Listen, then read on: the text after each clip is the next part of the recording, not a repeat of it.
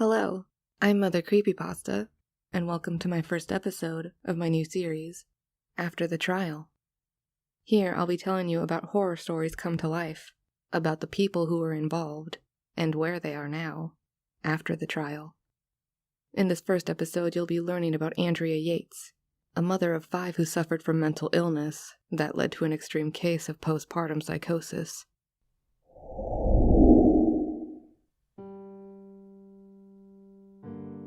Andrea Yates lived in Houston, Texas with her husband Rusty Yates. Andrea was a stay-at-home mom of 5 children while Rusty worked full-time at NASA. Problems began after her 4th child, Luke, was born in February of 1999. 5 months later, Andrea overdoses on trazodone, a medication to treat depression, and is admitted to Methodist Hospital Psychiatric Unit where she is treated for major depressive disorder. It's only a month later that Andrea is admitted to a psychiatric unit after attempting to kill herself with a knife twice in 1 week. There she is prescribed Haldol, an antipsychotic, after a month of inpatient and 2 months of outpatient.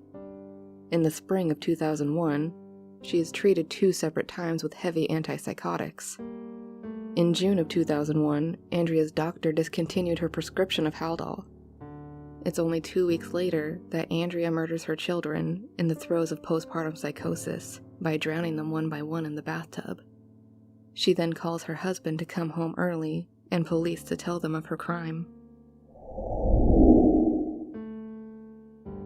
Andrea's trial begins in February of 2002, where the prosecutor's expert witness, a psychiatrist by the name of Park Dietz, testifies that Andrea got the idea from an episode of Law & Order, though producers of the show argued that it never aired. Andrea pleads not guilty by reason of insanity, but it's ruled that she was aware of right and wrong actions, and is charged with 3 counts of capital murder for the drowning of Noah, John, and Mary, while not being tried in the murders of Paul and Luke.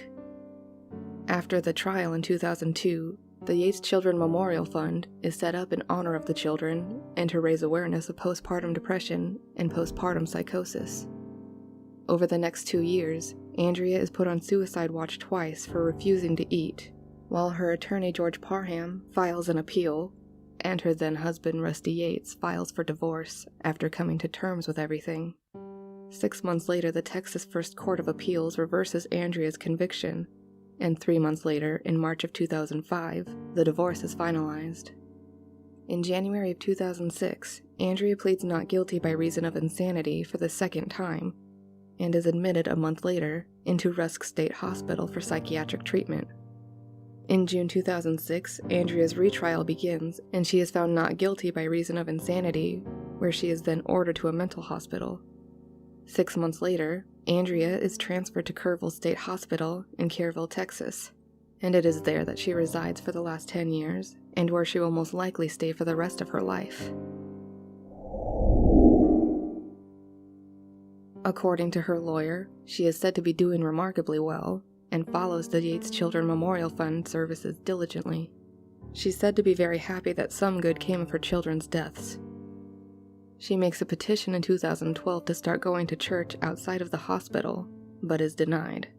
Her doctors and her then request she be allowed to attend supervised group outings with other patients, but that is then withdrawn due to media attention and public scrutiny. Now, Andrea spends her days watching videos of her children, walking through the mental hospital's garden, and creating crafts which are sold anonymously for charity. If you are or know of someone who may be suffering from postpartum depression or is at risk for postpartum psychosis, Postpartum Support International provides help, resources, and information for anybody in need. I hope you enjoyed this first episode of After the Trial. So leave a comment down below and tell me what you thought, and if you haven't already, please like and subscribe. And I'll talk to you again in the next video.